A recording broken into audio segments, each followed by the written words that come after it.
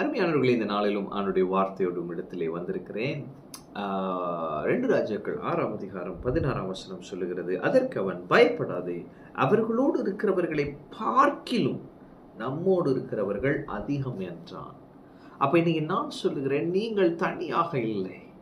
அநேக நேரம் பிரச்சனையை நம்ம தான் எதிர்கொள்கிறோன்ற எண்ணம் நமக்கு இருக்கிறபடியால் நம்ம பயந்து விடுகிறோம், நம்ம சோர்ந்து விடுகிறோம், கலங்கி போயிடுறோம். கலங்கி திகைத்து அச்சுச்சோ என்ன பண்ண போகிறோம், படபடன்னு வருது, வேர்த்துட்டு வருது, இப்படிலாம் ஆயிடுத்து பாருங்க.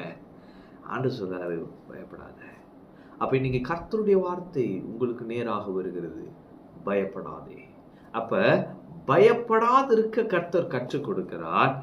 ஏன் பயப்படக்கூடாதுன்னு வசனம் போட்டிருக்குன்னா, அவர்களோடு இருப்பவர்களை பார்க்கிலும் நம்மோடு இருக்கிறவர்கள் அதிகம். நீங்க பார்த்தீங்கன்னா, ஊழியக்காரனுக்கு விரோதமா ஊரே வந்துருச்சு. அவ வேலைக்காரன் பார்க்குறான், என்னடா ஊரே மலையை சுற்றி நிற்கிறான்னு பயந்துட்டான். ஐயோ என்ன செய்வோம், நம்ம சொல்கிறோம்ல அதே மாதிரி தான் சொல்லியிருக்கான் பாருங்க. ஐயோ என் ஆண்டவனே என்ன செய்வோம். அப்போ ஒரு வேளை ஐயோ என்ன பண்ணுவேன் அப்படின்னு நீங்கள் இருக்கிறீங்களா? இந்த கர்த்தருடைய வார்த்தை வருகிறது, பயப்படாதே, நீ பயப்படாதே. அவர்களோடு இருப்பவர்களை பார்க்கிலும் நம்மோடு இருக்கிறவர்கள் அதிகம். அப்போ யார் யாரா நம்ம கூட இருக்கிறா அப்படின்னா, கர்த்தர் கூட இருக்கிறாரு, ஆவியானவர் கூட இருக்கிறாரு, தூதர்கள் இருக்கிறாங்க, முழு பரலோகமே நமக்காக இருக்கு. எனவே நான் சொல்கிறேன், நீங்கள் பயப்பட வேண்டாம். உங்கள் பின்னாடி ஒரு பெரிய ஆர்மியாக இருக்குது, தேவ சேனை உங்கள் பின்னாடி இருக்கு பாருங்க. தேவனே உங்கள் கூட இருக்கிறாரு. யுத்தத்தில் வல்லவராகிய கர்த்தர் உங்களோடு இருக்கிறார், சர்வ வல்லவர் உங்களோடு இருக்கிறார். நீங்கள் பயப்படாதீங்க. அவர்களோடு இருப்பவர்களை பார்க்கிலும் நம்மோடு இருக்கிறவர்கள் அதிகம்.